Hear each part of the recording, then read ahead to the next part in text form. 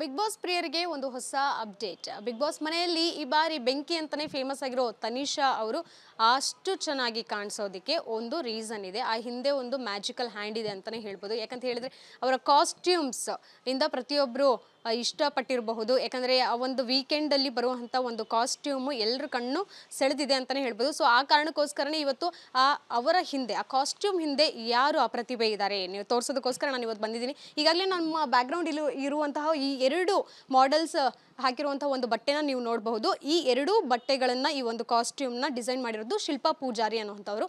So Tanisha ಅವರು wear ಮಾಡಿರುವಂಥ ಈ ಎರಡು ಕಾಸ್ಟ್ಯೂಮ್ಸ್ ಯಾರು ಡಿಸೈನ್ ಮಾಡಿದ್ದಾರೆ ಅನ್ನೋಂಥದ್ದು ಇವತ್ತು ರಿವೀಲ್ ಆಗುತ್ತೆ. ಹಾಯ್ ಶಿಲ್ಪಾ ಪೂಜಾರಿ ಅವರೇ, ಹೇಗಿದ್ದೀರಾ? ನಾನು ಚೆನ್ನಾಗಿದ್ದೀನಿ, ನೀವು ಹೇಗಿದ್ದೀರಾ? ನಾನು ಆರಾಮಾಗಿದ್ದೀನಿ.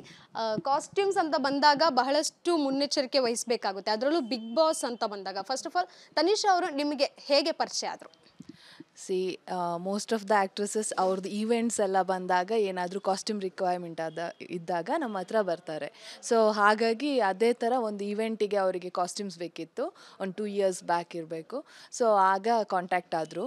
ಸೊ ಆವತ್ತಿಂದ ನಮಗೆ ಪರಿಚಯ ಅವರು.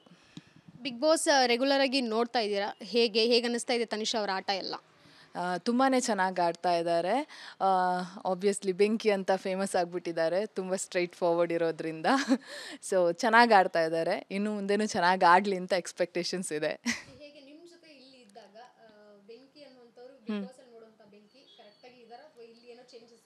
ಇಲ್ಲ ಆಬ್ವಿಯಸ್ಲಿ ಅವರು ಹೇಗೆ ಇದ್ದಾರೋ ನ್ಯಾಚುರಲ್ ಆಗಿ ರಿಯಲ್ ಲೈಫಲ್ಲಿ ಅದೇ ಥರ ಇವಾಗಲೂ ಅಲ್ಲೂ ಆಡ್ತಾ ಇದ್ದಾರೆ, ಚೆನ್ನಾಗೇ ಆಡ್ತಾ ಇದ್ದಾರೆ. ಎಸ್. ಓಕೆ, ಈಗ ಬಿಗ್ ಬಾಸ್ಗೆ ಹೋಗ್ತೀನಿ ಅನ್ನೋಂಥದ್ದು ವಿಚಾರ ಅವ್ರಿಗೆ ಗೊತ್ತಾದಾಗ ನಿಮ್ಮ ಹತ್ರ ಬಂದು ಖಂಡಿತವಾಗ್ಲೂ ಕಾಸ್ಟ್ಯೂಮ್ ಬಗ್ಗೆ ಮಾತನಾಡಿರ್ತಾರೆ. ಬಂದಾಗ ಏನೇನು ಸ್ಪೆಸಿಫಿಕ್ ಆಗಿ ಹೇಳಿದರು?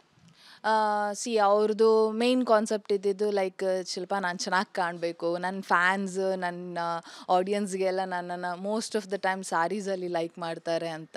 ಸೊ ಅದಲ್ಲದೆ ಅದರ್ ಕಾಸ್ಟ್ಯೂಮ್ಸೂ ಇಷ್ಟನೇ, ಬಟ್ ನೀವು ನೋಡಿಕೊಂಡು ನನಗೆ ಹೇಗೆ ಬೇಕು ಅನ್ನೋ ಥರ ಪ್ಲ್ಯಾನ್ ಮಾಡ್ಕೊಂಡು ಮಾಡಿ ಅಂತ ಎಕ್ಸಾಕ್ಟಾಗಿ ಹೇಳಿದರು ಅವರು. ಈ ಎರಡು ಕಾಸ್ಟ್ಯೂಮ್ಸ್ನ ನಾವು ನೋಡಿದ್ವಿ, ಕೆಲವೊಂದು ಟ್ರಾಲ್ ಅಥವಾ ಮೀಮ್ ಪೇಜಸ್ ಅಲ್ಲಿ ಸಹ ಕಾಣಿಸ್ಕೊಂಡಿತ್ತು. ಈ ಕಾಸ್ಟ್ಯೂಮ್ಸ್ ತುಂಬ ಚೆನ್ನಾಗಿ ಫೇಮಸ್ ಆಗಿದೆ ಅಂತಲೇ ಹೇಳ್ಬೋದು. ಇದರದ್ದು ಸ್ಪೆಷಲ್ ಏನು ಅಂತ? ಎಷ್ಟು ದಿನ ಇದು ಇವಾಗ ಫ್ಯಾಬ್ರಿಕ್ ಸೋರ್ಸಿಂಗಿಗೆ 1 day ತೊಗೊಂಡಿರ್ತೀವಿ. ಅದಕ್ಕಿಂತ ಮುಂಚೆ ಸ್ಟೈಲ್ ಡಿಸೈಡ್ ಮಾಡಬೇಕಾದ್ರೂ ಅಷ್ಟೇ, ಈ ಥರ ಬರಬೇಕು, ಈ ಕಾಂಬಿನೇಷನ್ ಇರಬೇಕು, ಈ ಕಲರ್. ಬಿಕಾಸ್ ಇದು entry costume actually. First entry ಆದಾಗ ಅವರಿಗೆ ರೆಡ್ಡೇ ಇರಲಿ ಅಂತ ತುಂಬ ಇಷ್ಟಪಟ್ಟು ಹೇಳಿದರು ಅವರು. ಸೊ ಅದಕ್ಕೆ ತಕ್ಕಂಗೆ ಅವರಿಗೆ ರೆಡ್ಡಲ್ಲಿ ಯಾವ ಥರ ಫ್ಯಾಬ್ರಿಕ್ ಸಿಗುತ್ತೋ ನೋಡಿಕೊಂಡು ಸೋರ್ಸ್ ಮಾಡಿ ಅದೇ ಥರ ತೊಗೊಂಡು ಬಂದು ಮಾಡಿದ್ದೀವಿ. ಆಲ್ಮೋಸ್ಟ್ ನಮಗೆ ಒಂದು 3-4 days ತಾಗಿದೆ ಅಷ್ಟೇ ಮಾಡೋದಕ್ಕೆ. ಇವತ್ತು ಸ್ಯಾಟರ್ಡೆ, ನಾಳೆ ಸಂಡೇ, ಈ ಎರಡು ಎಪಿಸೋಡ್ಗಳಿಗೆ ಬೇರೆ ಬೇರೆ ಕಾಸ್ಟ್ಯೂಮ್ಸ್ನ ನೀವು ಕಳಿಸ್ಬೇಕಾಗುತ್ತೆ. ಸೊ 1 weekಲ್ಲಿ ಇದ್ರ ಪ್ರೊಸೀಜರ್ ಎಲ್ಲ ನೀವು ಮುಗಿಸ್ಬೇಕಾಗುತ್ತೆ. ಯಾವಾಗ ನೀವು ಶುರು ಮಾಡ್ತೀರಾ ಪ್ಲ್ಯಾನಿಂಗ್? ಪ್ರಾಸೆಸ್ ಯಾವಾಗ ನಡೆಯುತ್ತೆ ಮತ್ತು ಪ್ಯಾಕಿಂಗ್ ಯಾವಾಗ ಮಾಡ್ತೀರಾ?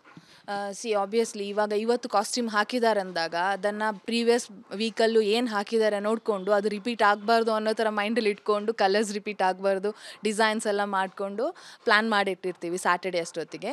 ಸೊ ದಟ್ ಮಂಡೇ ಹೋಗಿಬಿಟ್ಟು ಫ್ಯಾಬ್ರಿಕ್ ಸೋರ್ಸ್ ಮಾಡಿ ಮಂಡೇ, ಟ್ಯೂಸ್ಡೇ, ವೆನಸ್ಡೇ ಅಷ್ಟರಲ್ಲಿ ಪ್ಲ್ಯಾನ್ ಮಾಡಿಕೊಂಡು ಎಲ್ಲ ಸ್ಟಿಚಿಂಗ್ ಎಲ್ಲ ಥರ್ಸ್ಡೇ ಅಷ್ಟೊತ್ತಿಗೆ ಕಂಪ್ಲೀಟ್ ಮಾಡಿ ಡೆಲಿವರಿ ಕೊಡ್ತೀವಿ.